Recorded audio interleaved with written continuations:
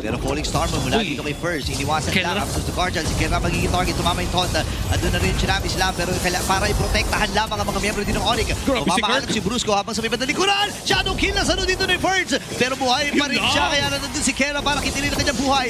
And this time, Grabe ka, boy. sabi ng Falcon, sige, turn tayo dito kay Kirk. Buhay pa rin. Si Kera ay nakaantabay. Si King Kong, kailangan niya lang ng Kera. vision. Papasok na siya Hoy! dito. Pero si Kyle na magtatagumpay. Andun yung Donald Wolf King.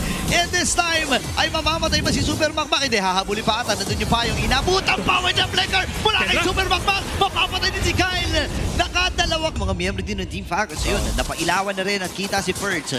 Magkakasama ang tatlong miyembro mula din sa Team Falcons. Sasalubungin na nila yung Lord. At ngayon, Tsunamis na may gagamitin po. Si Hogan hindi. Kasi mapapatay pa rin siya Fertz. ni Super Prince. Habang si Kirk sa may madalikuran si Fertz na magiging target. Nandun, Oh! yung Bravest Fighter na iwasan. At naiwasan din yung Landshake. Pato pero si Ferds ay hindi alam kung nasaan for Onyx Philippines, and here comes the team fight. Ayun ang Tsunami. Slam na kutunaw kagad si Super Makmak. Pasok din si Kiko. Nagamit Aray yung Shadow ko Kill po. Boy. Si Pew with a sliver of HP. Pero nagamit din yung Winter Crown. Ngayon, natrasan muna sila. And Super Time. Oakwen ay makaka-atras Oh my din. God.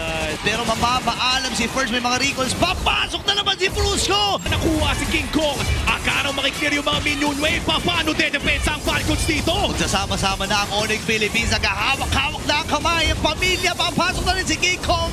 At mapapatay na si Ogen. Natitira na lang si Kyle DC. Pero nagamit yung kanyang Winter Crown.